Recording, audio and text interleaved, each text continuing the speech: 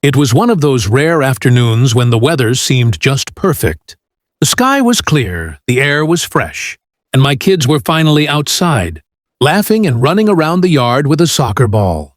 For once I thought, maybe I could sit on the porch with a cup of tea and just enjoy the peace that came with hearing their laughter. But peace, as I learned that day, didn't last long. From across the street, the unmistakable voice of Karen pierced through the air. Now, everyone in the neighborhood knew Karen, always complaining, always finding something wrong. Whether it was someone's grass being too long or cars being parked slightly off, she had a reputation for turning even the most harmless moments into major disturbances. And, apparently, my kids' innocent game of soccer wasn't an exception. "Do you mind?" she shrieked, storming out of her front door with her arms flailing as if the world itself had offended her. "Some of us are trying to relax. Your kids are screaming like maniacs." The laughter stopped instantly. My youngest froze mid-kick, his foot still hovering over the ball. My daughter, usually so confident, dropped her shoulders and glanced nervously at me. I could see the way their joy drained from their faces in seconds, replaced by guilt that didn't belong to them. I stood up, heart pounding, trying to stay calm. "Karen," I said as evenly as possible, "they're just playing. It's the middle of the afternoon. They aren't bothering anyone." But she was already pointing at them, voice climbing higher. "They're loud, they're wild, and frankly, it's dangerous. Do you want them to break someone's window?" Sunday morning arrived bright and cool, the kind of weather that made getting out of bed a little easier. Emma and Ethan were buzzing with excitement, their soccer bags slung over their shoulders, as if they were pros heading to a big match. I was grateful. After yesterday's run-in with Karen, I wanted them to feel carefree again. When we pulled up to the community soccer field, I noticed the place was alive with kids stretching, parents chatting, and whistles echoing faintly from one end to the other. The air smelled of fresh-cut grass and anticipation. My kids spotted their friends and darted off, their earlier worries forgotten. "Don't forget your water bottles," I called, though I knew they wouldn't listen. I settled onto the bleachers with a coffee in hand, watching them join the warm-up circle. That's when the coach stepped onto the field, broad-shouldered, confident, and with a booming voice that demanded attention, but not fear. He immediately had all the kids listening. "All right, team, circle up. Let's see some hustle today." Something about him seemed familiar, though I couldn't place it. Maybe I'd seen him around town before. I brushed it off and focused on the game, until I heard the parent sitting beside me whisper, "That's Coach Mike. The kids love him. He's strict, but fair." Practice went smoothly. Ethan scored a scrappy goal during a drill, and Emma nailed a pass that made her beam with pride. I was cheering when, out of the corner of my eye, I caught sight of a figure standing at the edge of the field. Karen. Of course, she was here too. I nearly groaned aloud. Her arms were crossed, her face pulled tight into that same scowl I knew too well. For a moment I thought she had come to complain about the noise of practice. But then, to my shock, she waved. Not at me, at Coach Mike, and he waved back. "Wait, what?" I whispered under my breath. My stomach tightened as Karen strutted closer. Her whole demeanor transformed. Gone was the shrieking neighbor. Instead, she was smiling, yes, actually smiling, as she walked straight toward him. "Mike," she called warmly. "I didn't know you were coaching here this season." He grinned, gave her a quick hug, and said, "Of course I am. Wouldn't miss it. How have you been, sis?" I nearly dropped my coffee. "Sis? Did he just say sis?" The coach, the beloved, respected, can-do-no-wrong coach of my kids' team, was Karen's brother, and she had just yelled at her own niece and nephew without even realizing it. I sat frozen on the bleachers, my coffee cup still trembling in my hand. Did I hear that right? Coach Mike, Karen's brother?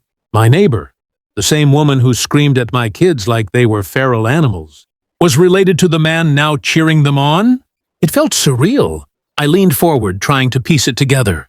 Karen was still chatting with him, her laughter oddly forced, like she was trying too hard. She kept glancing around, probably checking if anyone was watching. Unfortunately for her, I definitely was. Meanwhile, practice rolled on. Mike blew his whistle and shouted, "Great hustle, Emma! That's how you move the ball." My daughter's face lit up. Ethan waved at him after scoring again, and the coach ruffled his hair in passing. The kids adored him already, and that's when I saw it. Karen's eyes following them. At first, she looked confused. Then her brows knitted together, recognition dawning. She opened her mouth slightly, as though the puzzle pieces were clicking into place. "Oh no," I muttered under my breath. Karen turned to Mike, voice dropping but still sharp enough for me to catch. "Wait, those two, Emma and Ethan, right? Are you serious? They're on your team?" Mike gave her a puzzled look. "Yeah, great kids, why?"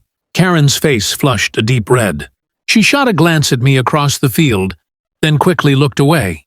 I could practically feel her shame radiating, and a tiny part of me enjoyed it. After all, she had humiliated my kids the day before. But Mike wasn't letting her off easy. He adjusted his cap, his tone shifting to something firm. "Karen, please don't tell me you've caused trouble for them?" Well, they were being loud yesterday," she stammered. "I didn't realize they were, family." "Family or not," Mike said, his voice carrying authority. "They're children. Kids are supposed to play. You of all people should know that." I nearly applauded right there on the bleachers. For once, Karen was the one being called out. And not by me, but by her own brother. Karen mumbled something I couldn't hear and crossed her arms, her scowl making a comeback. But it didn't matter. Her power in that moment was gone. The rest of practice went smoothly. Though I caught Karen sneaking embarrassed glances at my kids from time to time, Emma and Ethan, oblivious to the drama, laughed and kicked the ball around like nothing had happened. And maybe that was for the best. Still, I couldn't shake the thought. What would happen once Karen realized? She couldn't just yell anymore? Not with Coach Mike watching. Something told me the story wasn't over. The next practice rolled around a few days later. By then, Emma and Ethan were already obsessed with soccer, constantly kicking their ball around the house, nearly knocking over lamps in the process. I didn't mind. Anything that made them feel confident again after Karen's outburst was worth it. When we arrived at the field, I noticed Karen was already there.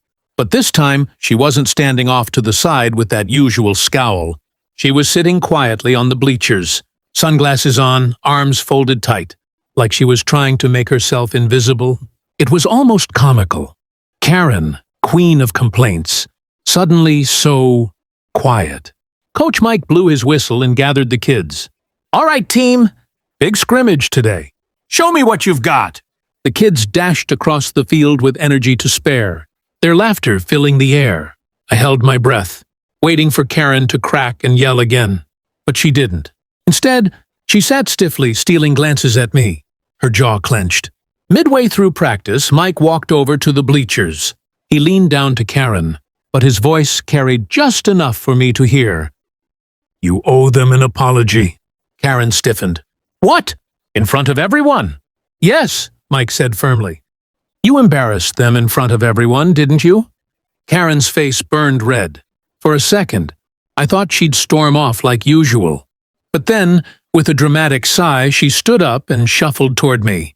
The kids were still playing, but a few parents nearby noticed the scene. I braced myself. Karen cleared her throat, her voice strained. "I may have overreacted the other day, yelling at your kids. I didn't realize, I didn't know who they were." I crossed my arms, holding her gaze. "They're kids.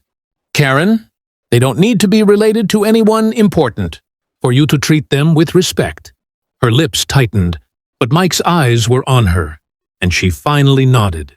"You're right. I'm sorry. It wasn't perfect, and it wasn't warm, but it was something." My kids didn't even notice the exchange. They were too busy celebrating. Another goal, but I felt lighter. For once, Karen had been forced to swallow her pride. As practice ended, Emma and Ethan came running up, sweaty and smiling. Mike clapped them on the shoulders. "Great work today, you two. You've got real talent." Karen lingered behind him, silent, her sunglasses hiding her eyes. She didn't yell, didn't complain, didn't say a word. And honestly, That silence was sweeter than anything, because from that day on, Karen knew. The kids she had yelled at weren't just neighbors. They were family to someone she couldn't push around. And that changed everything. Enjoying this wild neighborhood story? Hit that subscribe button for more real-life twists and turns. And don't forget to give this a like. If you've ever had a Karen moment in your neighborhood, drop a comment below. I'd love to hear your funniest or most awkward neighbor story.